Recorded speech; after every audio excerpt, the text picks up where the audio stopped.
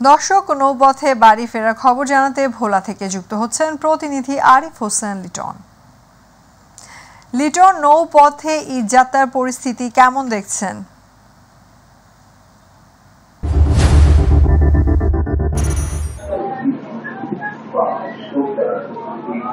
ইয়াসমিন, আপনি জানেন যে আর কিছুদিন পরে অর্থাৎ হলো 17 তারিখ মুসলমানদের একটি বড় ধর্মীয় অনুষ্ঠান ঈদ উল আজহা অনুষ্ঠিত হতে যাচ্ছে।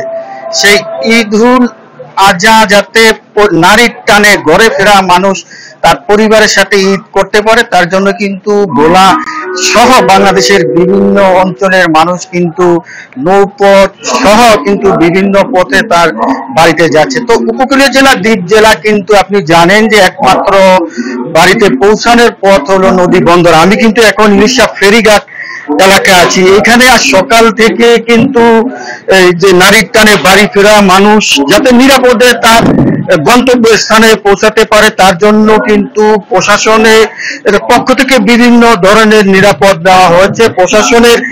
প্রশাসনের পাশাপাশি কাজ করে যাচ্ছেন কোস্ট গার্ড, কিন্তু নিরাপদে মানুষ যাতে বাড়িতে ফিরে যেতে পারে কোস্ট গার্ড কিন্তু কাজ করে যাচ্ছেন। আর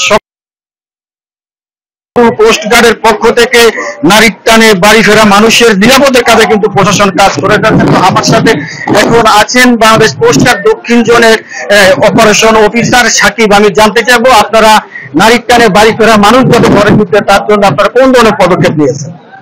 আজকে থেকে আমরা যেহেতু আমাদের এই অনুষ্ঠানগুলোতে আমরা বিশেষ মহলের ব্যবস্থা করেছি, একই সাথে আমাদের বিভিন্ন জায়গায় জনসচেতনতামূলক মাইকিং, লিফলেট বিতরণ ইত্যাদি চলছে। এবং আমরা এই বিশেষ টহল ঈদের পরবর্তীতে আমাদের এই সাধারণ জনগণ তাদের গন্তব্যস্থলে পৌঁছানো অবধি আমাদের এই টহলটা চলমান থাকবে। ধন্যবাদ। যেমনটি বলছিলেন যে কোস্টগার্ড সহ কিন্তু সরকারের অন্যান্য বাহিনী যাতে মানুষ ঈদের পরও নিরাপদে তার কর্মস্থানে যেতে পারে তার জন্য কিন্তু কোস্টগার্ডের পাশাপাশি অন্যান্য বাহিনীও মাঠে কাজ করবেন। একটি বিষয় জানিয়ে রাখি, উপকূলীয় অঞ্চলে দ্বীপ জেলা ভোলাতে কিন্তু যে নদী পথটিতে কিন্তু এই সময়টিতে অতিরিক্ত যাত্রী নিয়েও কিন্তু আজ সকাল থেকে অনেক ধরনের পারাপারের লক্ষ্মীপুর সহ বরিশাল ভেদুরিয়া ঘাটের কিন্তু অন্যান্য যে ঘাটগুলি ছিল কিন্তু অতিরিক্ত যাত্রী নিয়ে লঞ্চ চলাচল করতে দেখা গিয়েছে। কিন্তু প্রশাসন কাজ করে যাচ্ছে, পাশাপাশি কোস্ট গার্ডও কাজ করে যাচ্ছেন যাত্রীরা যাতে নিরাপদে ঈদ করে এবং তার কর্মস্থলে ঈদের পর যাতে নিরাপদে যেতে পারে তার জন্য কাজ করে যাচ্ছেন। তো এই ছিল ভোলা থেকে আমার যাত্রীদের নিরাপদ স্থানে ফিরে জানাই সর্বশেষ খবর। ইয়াসমিন।